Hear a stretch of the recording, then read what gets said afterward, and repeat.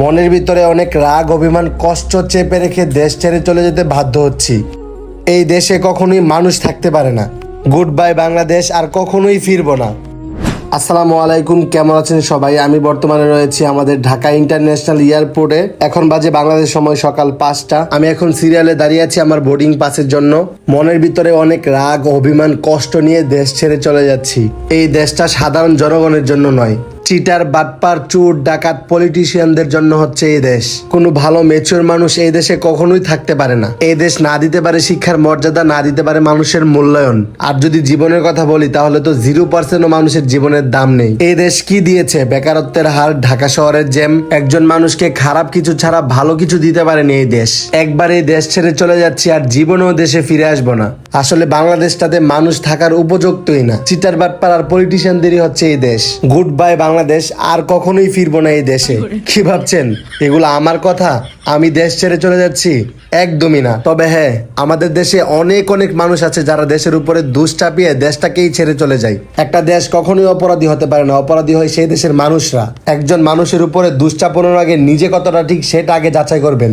একটা চিপসের প্যাকেট আপনি ডাস্টবিনে না ফেলে রাস্তায় ফেলে চলে আসলেন, আরেকজন মানুষ ঠিক সেম আপনার মতোই কাজটা করলো। আপনার চোখে সেই মানুষটা খারাপ, কিন্তু আপনি কিভাবে ভালো হলেন? আপনি ময়লা রাস্তায় ফেললে দেশ দূষিত হবে না, কিন্তু আপনার সামনে অন্য আরেকজন ফেললে সে অপরাধী, সে দেশটাকে ময়লা করতেছে, কিন্তু আপনি করতেছেন না। আমরা বাংলাদেশের মানুষ হিসাবে নিজেকে পরিবর্তন করলে পুরো দেশ, পুরো বাংলাদেশ পরিবর্তন হয়ে যাবে। আর হ্যাঁ, আজকে আমি বিদেশ যাচ্ছি না, আমি নতুন একটা ব্যবসা প্রতিষ্ঠান করার জন্য রওনা দিয়েছি। আজকে যাচ্ছি সিলেট হবিগঞ্জ জেলায়। সেইখানে আমার RX স্মার্ট কার্ড সেলুনের নতুন একটা 4র্থ নাম্বার ব্রাঞ্চ হতে যাচ্ছে। হবিগঞ্জবাসীর প্রচুর রিকোয়েস্টের কারণে আর এত কমেন্টের কারণে কিন্তু আলহামদুলিল্লাহ আমাদের RX স্মার্ট কার্ড সেলুনের নতুন এবং 4র্থ নাম্বার ব্রাঞ্চের কাজ শুরু করে দিয়েছি আমরা হবিগঞ্জে। আমরা এখন আছি হবিগঞ্জ জেলার ঘাটিয়া বাজারে।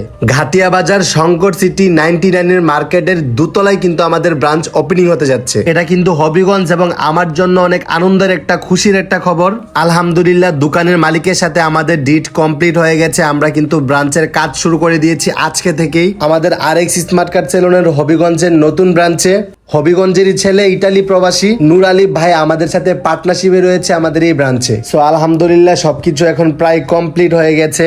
আর উনি হচ্ছে আমাদের মার্কেটের মালিক, যার মার্কেটে আমাদের নতুন ব্রাঞ্চটা আমরা ওপেনিং করতে যাচ্ছি। আমাদের ব্রাঞ্চের জন্য অ্যাডভান্স দেওয়া কমপ্লিট হয়ে গেছে। সো ফাইনালি আলহামদুলিল্লাহ এই দোকানটা আমাদের হয়ে গেছে এখন। আমার যে সিলেট জিন্দাবাজারের ব্রাঞ্চটি রয়েছে সেইটার তুলনায় কিন্তু এই ব্রাঞ্চটা আরো অনেক বড়। এটা হচ্ছে 2য় নাম্বার ফ্লোরে, আর যে ফ্লোরটা আমরা নিয়েছি সেটা কিন্তু প্রায় 2000 স্কোয়ার ফিটের উপরে। এবার জাস্ট চিন্তা করুন যে হবিগঞ্জবাসীর জন্য আমরা কত বড় প্ল্যানিং করেছি। হবিগঞ্জের মানুষ যে আমাকে এত ভালোবাসে সেটা কিন্তু আমি হবিগঞ্জে না আসলে, আজকে না ঘুরলে সারাদিন বুঝতে পারতাম না।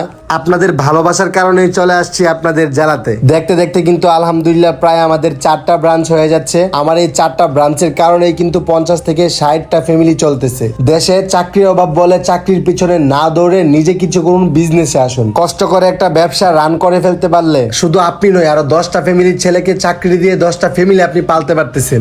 এইটা শুধু 10টা ছেলের কর্মস্থানের জায়গার পাশাপাশি আপনি দেশেরও অনেক বড় উপকারে আসতেছেন। বেকারত্বের হার কমাতে পারলেই দেশের উপকার হওয়া।